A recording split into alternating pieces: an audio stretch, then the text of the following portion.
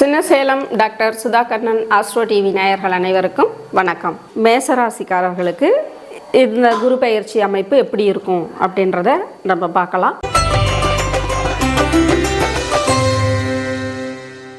மேசராசிக்காரர்களுக்கு இது நாள் வரைக்கும் 2ஆம் இடத்துல தனஸ்தானத்தில் குரு இருந்தார். இப்போ முயற்சி ஸ்தானத்துக்கு 3ஆம் இடத்துக்கு குரு போகிறாரு.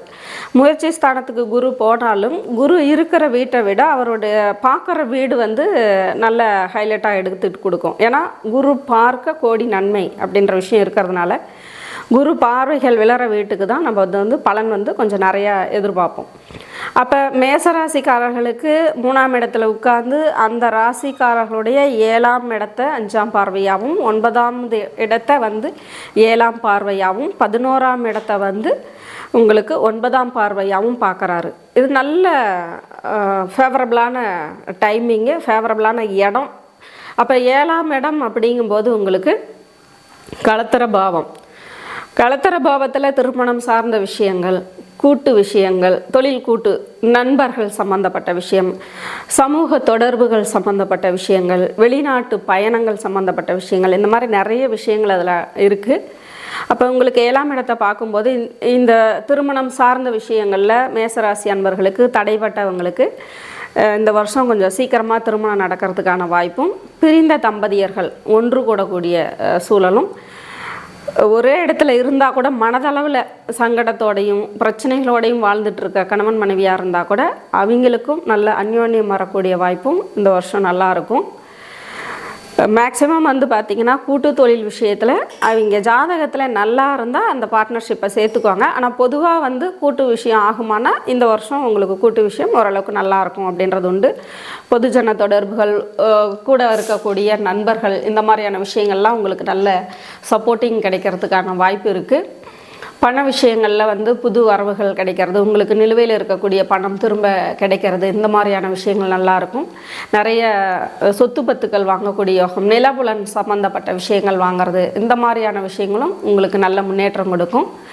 9ஆவது இடத்தை பாக்யஸ்தானத்தை குரு பார்க்குறாரு இல்லையா? அப்போ தந்தைக்கு ஏதாவது உடல்நிலை தொந்தரவுகள் இருந்துச்சுன்னா அவங்களுக்கு சரியாகக்கூடிய காலகட்டமாக இப்போ இருக்கும். தந்தை வழி சார்ந்த சொத்துக்கள் ஏதாவது உங்களுக்கு கிடைக்கணும் அப்படின்னாலும் இந்த வருஷம் உங்களுக்கு அது கிடைக்கும். தந்தைக்கு உடல் முன்னேற்றம். சப்போஸ் தந்தை உடல்நிலை சரியில்லாமல் இருக்கார் அப்படின்னா அதுக்கு தகுந்த மாதிரியான மருத்துவ செலவுகள், அதற்கு தகுந்த மாதிரியான மருத்துவமனைகள்லாம் உங்களுக்கு இந்த காலகட்டத்தில் கிடைக்கும். அதே மாதிரி உங்களுக்கு பார்த்திங்கன்னா 11ஆம் இடத்தை குரு பார்க்குறாரு.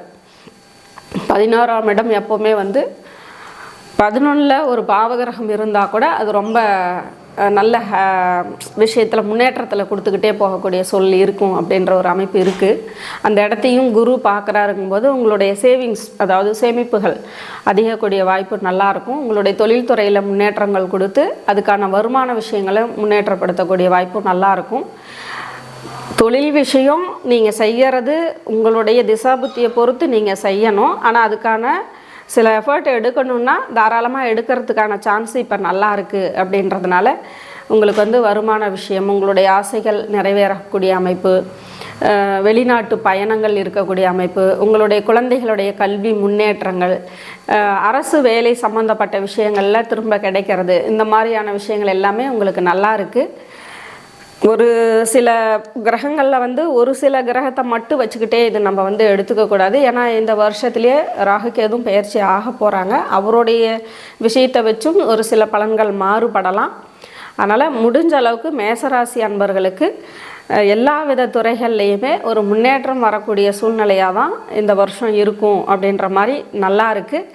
இந்த குரு பெயர்ச்சி பார்த்திங்கன்னா பொதுவாக ஒரு வருஷத்தில் 12 மாதங்கள் முடிச்சுட்டு அதுக்கப்புறம் தான் குரு பெயர்ச்சி ஆவார் அடுத்த ராசிக்கு எப்போவுமே. ஆனால் இந்த வருஷம் வரக்கூடிய குரு பார்த்திங்கன்னா டக்குன்னு 2 வாட்டி அதிசாரம் வாங்கி கடகத்துக்கு போயிட்டு திரும்பவும் மிதுனத்துக்கே வரக்கூடிய அமைப்பு இருக்குது. கொஞ்சம் காலகட்டங்களில் தான் அவருடைய பலன் கிடைக்கிற மாதிரி இருக்கும். அந்த கொஞ்சம் காலகட்டத்திலேயே நீங்கள் அதை பயன்படுத்திக்கணும் அப்படின்னு நான் வேண்டிக்கிறேன். நன்றி, வணக்கம்.